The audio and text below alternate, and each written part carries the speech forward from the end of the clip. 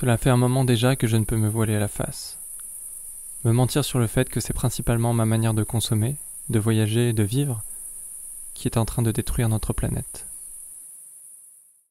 Alors, à mon échelle, je fais des petits gestes. Je trie mes déchets, quand je peux, je choisis les transports en commun. J'essaie de manger bio, local et de saison, j'apprends la permaculture.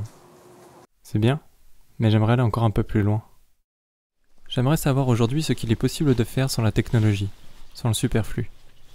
J'aimerais savoir dans quelle proportion il est possible de vivre de manière autonome, en faisant les choses par soi-même, avec les autres, et surtout avec la nature qui nous entoure. J'aimerais savoir ce qui pousse aujourd'hui les personnes à vivre de cette manière.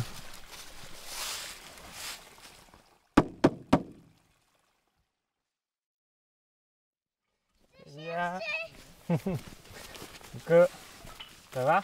Oui, ça va. Du coup, tu viens? Ben ouais, on est parti. Je dis bonjour et puis on est parti. On y va. Je te remontre toutes les cabanes. Ouais. Super. Allez. Allez, on te suit. Donc là, c'est la tyrolienne. Est-ce que si vous voulez, je vais vous montrer comment ça marche? Allez, vas-y.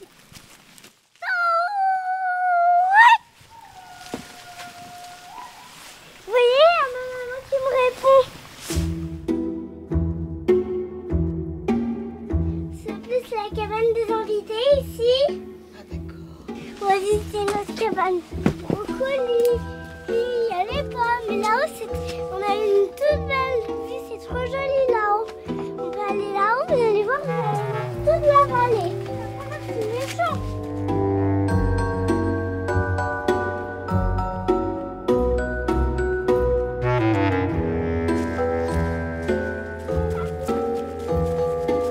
Venez, priez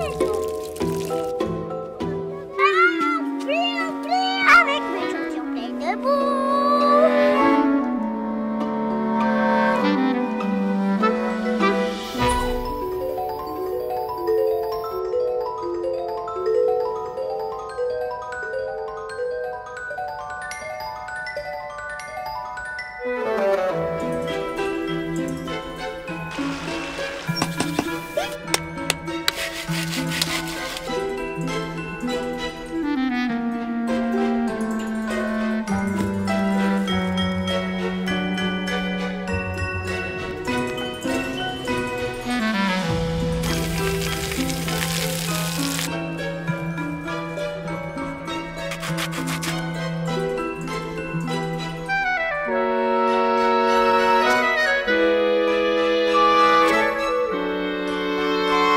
Tout vous regarde.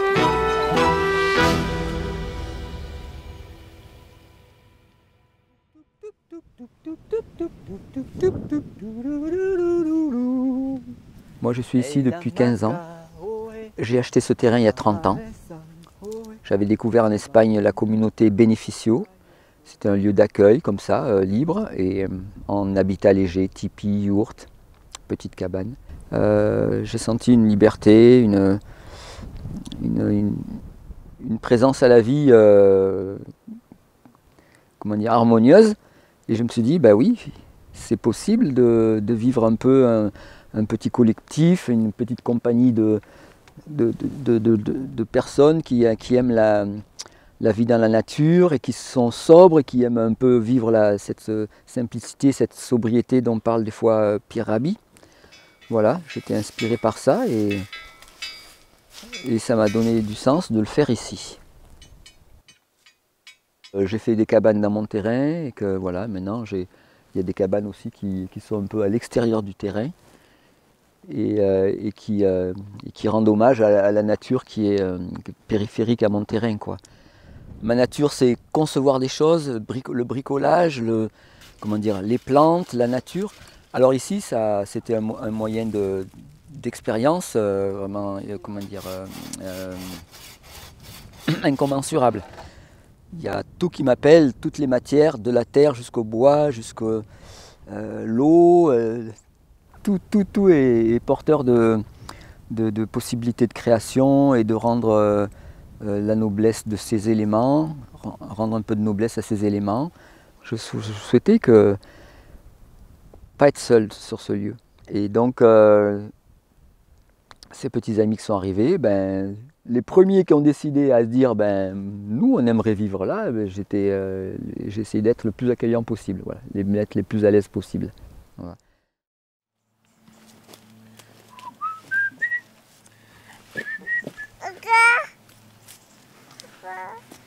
On habite ici dans les cabanes parce que déjà on veut apprendre à vivre et à nous intégrer réellement dans la nature, en faire partie, donc changer vraiment tous nos réflexes de vie qu'on a pour pouvoir vivre en harmonie avec elle. Et nous, c'est notre souhait, voilà. C'est travailler sur les formes d'autonomie. Donc au niveau de l'énergie, on a des panneaux solaires dans chaque cabane qui nous permettent de nous alimenter en électricité, avec des batteries souvent de récupération de voitures. L'eau, on a de la chance d'avoir des sources et on les raccorde au robinet dans nos cabanes. Ensuite, toute la construction même des maisons, elle est faite quasi intégralement avec les matériaux dont on dispose dans le terrain. Donc le bois, c'est de la charpente, des arbres que François avait plantés par le passé et donc qu'on a pris pour constituer l'ossature. Ensuite, on a du foin qu'on fauche pour faire des bottes qui vont constituer les murs. Et enfin, on enduit de terre pour créer réellement cette couche isolante. On utilise aussi des matériaux de récupération comme les vitres qu'on va récupérer et aussi des bâches qui imperméabilisent le toit qu'on va ensuite végétaliser parce que ces toits, on veut qu'ils s'intègrent le plus possible dans la nature. Et ces bâches-là, évidemment, elles sont pas, c'est pas des matériaux naturels du terrain. Donc le but, c'est que ces cabanes, elles vivent une dizaine, quinzaine d'années. Et puis après, ce qui n'est pas recyclé, on le prend, mais on laisse la cabane se détériorer naturellement. On dit que ce sont des maisons qui sont compostables pour qu'elles puissent abriter aussi d'autres formes de vie. Et c'est ça tout l'enjeu. Et d'ailleurs, si tu regardes bien, les cabanes, on les enduit qu'à l'intérieur, on ne les enduit pas à l'extérieur et c'est volontaire de notre part parce que de cette façon, les oiseaux peuvent constituer leur nid. Si bien que nous, par exemple chez nous, on doit avoir 5 ou 6 nids différents et le matin, on entend tous ces oiseaux, tous ces petits bébés piailler comme ça. Ce qui fait que nous, on a constitué notre nid dans la nature qui s'intègre du mieux possible, mais on essaye aussi de cette façon-là de permettre à ce que d'autres êtres vivants puissent constituer aussi leur nid comme nous. Voilà. On est toujours dans cette pensée un peu globale et on raisonne de cette façon-là. Ouais.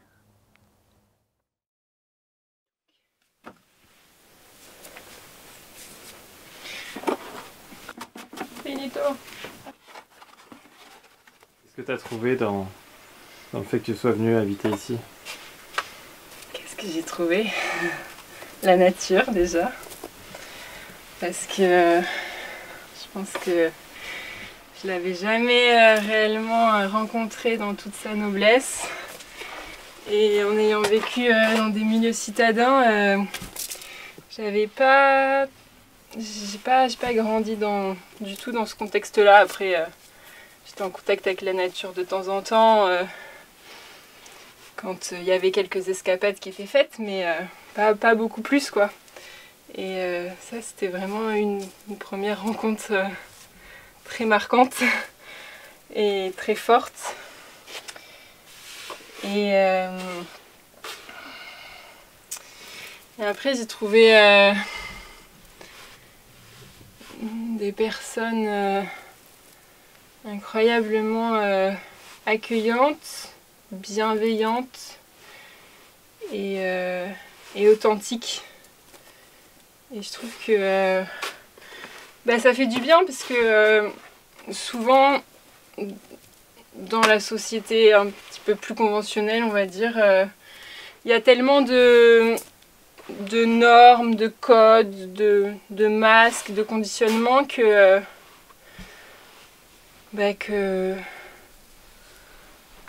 c'est difficile d'être soi-même, c'est difficile de...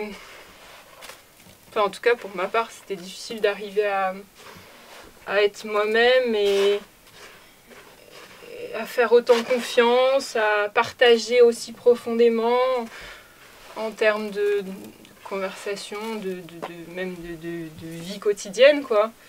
Et ouais, d'aller loin dans les réflexions et dans les rapports humains ou dans la spiritualité. Donc ça, c'est vraiment un autre point qui m'a fait du bien. Comme je me suis sentie relaxée, quoi, apaisée. Mais c'est pas venu d'un coup non plus.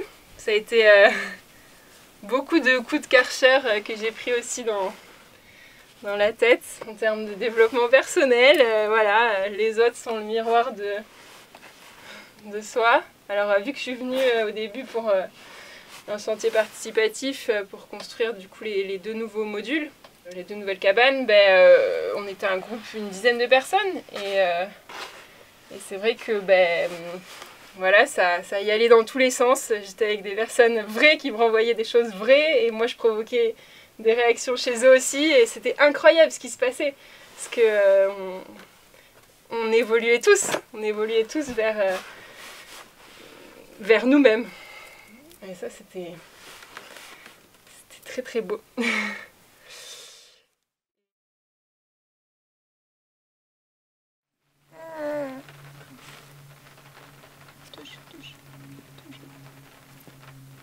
Ouais, allez, non, là, touche. Oui, oui.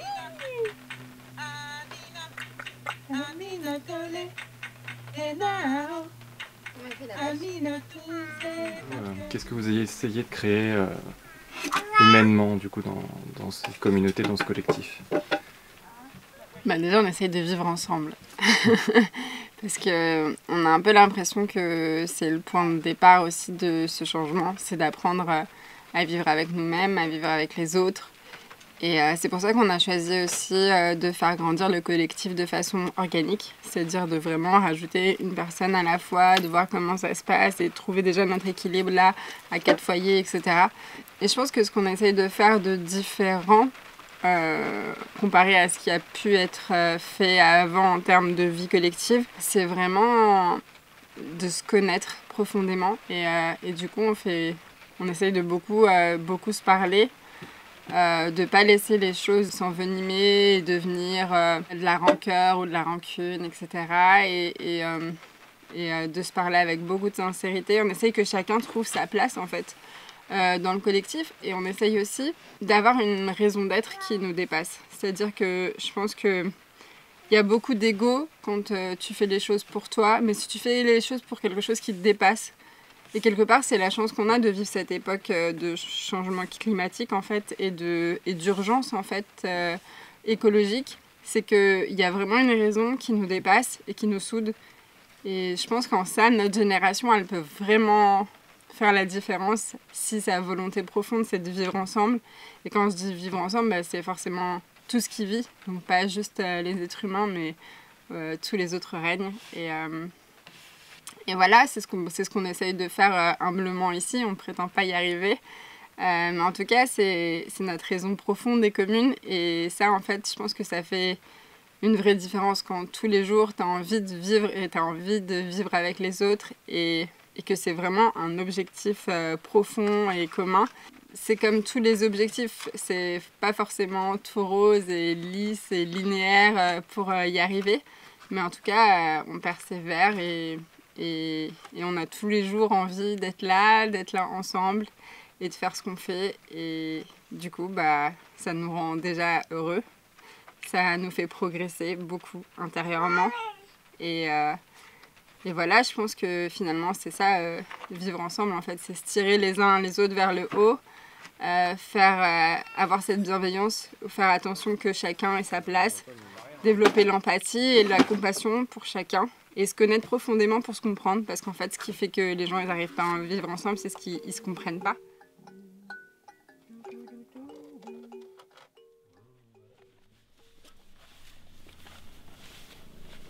Évidemment, en fait, une façon de vivre comme celle-ci, elle peut paraître bizarre par rapport aux personnes qui sont ancrées profondément avec les normes de société, parce que ça va complètement à l'écart. Mais il faut comprendre que nous, notre but, il n'est absolument pas de nous isoler. Bien au contraire, en fait, c'est qu'un espace comme celui-ci, ce soit un lieu qui accueille des gens. Plutôt que d'avoir des vélos de salle de sport, venez à la maison. Nous avons nous aussi nos vélos d'appartement. J'ai l'impression ici qu'on vit une expérimentation, en fait. On va mettre en place beaucoup de choses qui seraient théorisées dans l'esprit des gens, qu'on peut imaginer, mais qu'on ne met pas réellement en pratique. Nous ici on va s'en servir de laboratoire, que ce soit au travers des outils qui ont été mis en place en termes d'intelligence collective pour apprendre à vivre ensemble ou des techniques même plus de construction. Et comme on se veut volontairement ouvert sur la société, eh bien, ça peut amener à ce qu'il y ait des retours, à ce que aussi on apprenne, nous, à nous tromper, à ajuster en permanence et peut-être inspirer des gens à prendre, puiser ce qui les intéresserait ici pour recréer de nouvelles formes de société à leur image dans d'autres lieux. Donc ici, je nous vois vraiment comme des testeurs en fait, pour ce nouveau monde, ce monde de demain qui est en train d'émerger. Avec Internet, on a beaucoup tendance à imaginer tout ça et en fait, là, de le vivre, ça amène une certaine forme de cohérence. En fait, même si parfois il y a plus de complications, plus de difficultés, j'ai l'impression d'être dans le vrai, d'être dans la matière en fait. Ça replace aussi les actes justes, c'est-à-dire que même si là, je coupe un arbre parce qu'il va être nécessaire soit pour construire une future cabane, soit pour utiliser comme matériau de construction, pour de l'outillage, je veux dire, je vais le faire modérément en tout cas. Voilà, je ne vais pas prendre plus que ce dont on a besoin et je vais même réfléchir à mon besoin en amont. Tandis que si j'achetais simplement des feuilles de papier ou des journaux ou des livres ou des choses comme ça, je n'ai pas conscience de ce qui se met en place. Quand j'habitais en ville, j'ai l'impression que je ne pouvais pas vraiment défendre la nature ou la préserver loin d'elle. J'incrimine personne parce qu'on fait tous des choix de vie qui sont différents les uns les autres et c'est selon nos aspirations, selon ce que l'on souhaite vivre.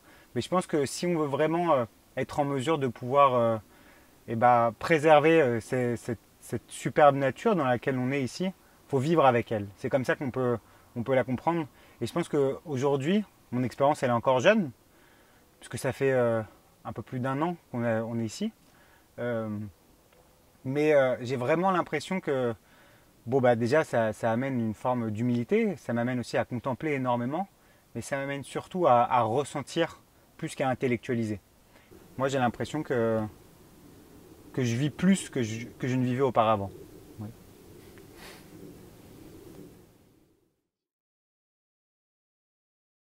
Si aujourd'hui on venait et qu'on rasait les cabanes, et qu'on vous dit non, vous pouvez vraiment pas vous installer ailleurs, qu'est-ce que tu ressentirais?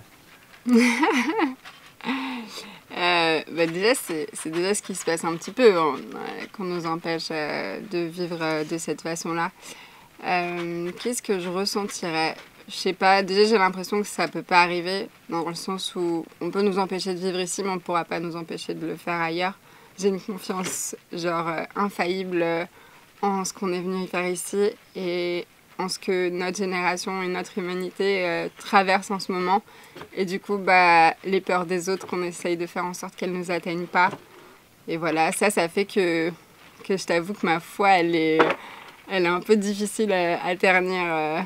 En tout cas, si on voit de façon globale. Et bien sûr que parfois j'ai des moments de doute comme tout le monde, mais de façon générale, j'ai confiance.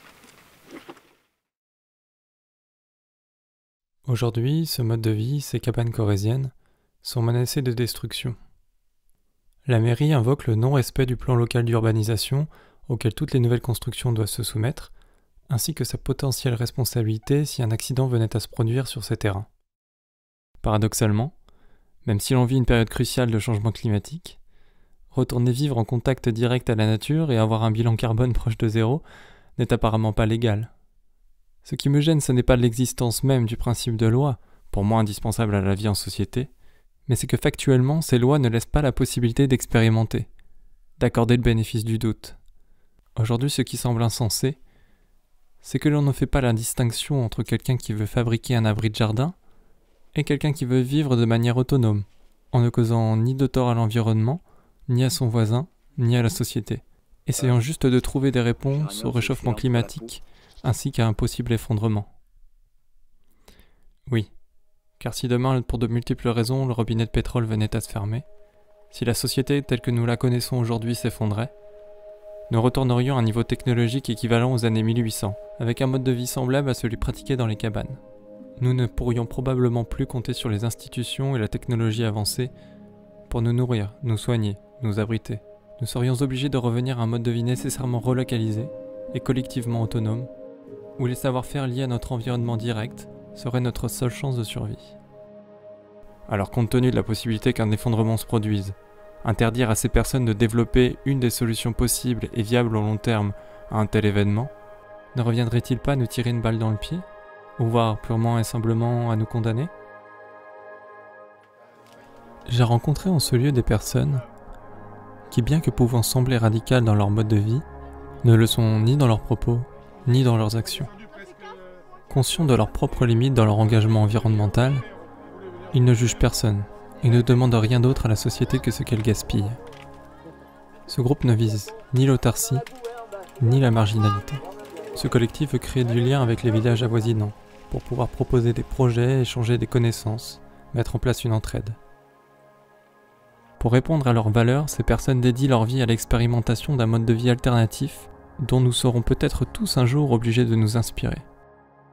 Légalement, ils ne sont pas dans la norme, mais moralement, au vu du contexte actuel, que pouvons-nous leur reprocher?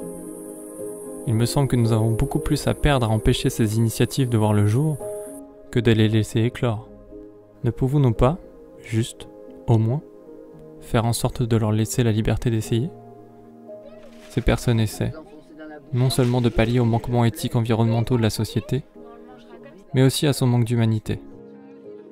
Après ces jours passés en leur compagnie, à partager des moments de vie collective et intime, j'ai pu observer en ce lieu la renaissance de la véritable nature de l'espèce humaine, celle capable de bienveillance, d'empathie, d'entraide, celle qui est capable de faire preuve d'une réelle et profonde remise en question. Mon corps inadapté à cette vie repart peut-être un peu plus fatigué que si j'étais resté dans ma vie habituelle, mais mon mental, lui, repart apaisé. J'ai ressenti dans ce séjour comme un étirement du temps, la sensation de répondre ni plus ni moins à l'essentiel, d'être dans le vrai. Et devant tant de détermination, d'optimisme et aux mots d'amour, j'ai éprouvé un bien-être, une confiance en l'humanité comme je me rappelle pas avoir ressenti jusqu'alors. Lia et Manille, à la fois adaptées à la nature et au monde moderne, portent en elles un futur fait de compromis, d'équilibre, où l'on utilisera notre environnement de manière judicieuse et rationnelle, où l'ego de chacun d'entre nous pourra trouver sa place, où nos spécificités individuelles seront mises au service du collectif. Alors, arriverai-je, un jour comme eux, à oser une vie en accord avec mes valeurs, simple, collective, tendant vers l'autonomie, généreuse et bienveillante? Car malgré ces prises de conscience, la véritable admiration que je voue à François, Manille, Lia, Caroline, Jonathan, Justine et Thomas, malgré cette solution ultime et évidente qui s'offre à moi ici, je ne me sens pas prêt à vivre de cette manière. Pourquoi? Ça je ne sais pas vraiment. Peut-être à cause de la peur engendrée par le caractère illégal de ce mode de vie, mélangé à la peur du changement et du jugement de mes proches, et de celui de la société. Peut-être aussi que je suis encore trop attaché à ces acquis confortables, à ces facilités offertes par la vie moderne. Peut-être que, même si c'est ce à quoi j'aspire, il me faut juste accepter le fait que je ne suis pas encore prêt, et continuer mon chemin jusqu'au jour où j'y serai enfin résolu, ou peut-être contraint. Mais en attendant, grâce à cette pause, à chacun des moments passés avec vous, au plus profond de moi je sais que dans le monde d'aujourd'hui ou dans celui de demain, la vie est belle.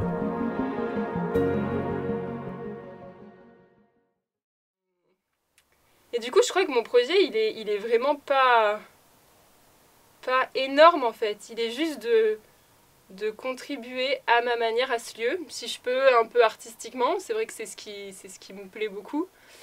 Et de pouvoir être en contact avec les éléments et de développer à la fois du savoir-faire et savoir-être, quoi. Être avec les autres et faire avec les autres.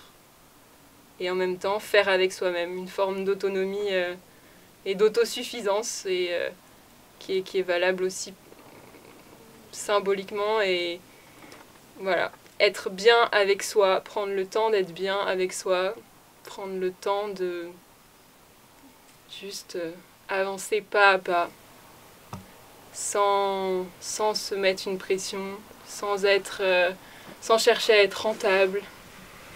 Ça ça change tellement, sans chercher à être dans la concurrence. Juste faire pour que ce soit pratique au quotidien, et pas en faire des tonnes, pas se créer des tâches inutiles, mais juste faire pour être en accord avec la nature et et pour vivre en harmonie globale. Voilà. Génial. Merci beaucoup, Justine.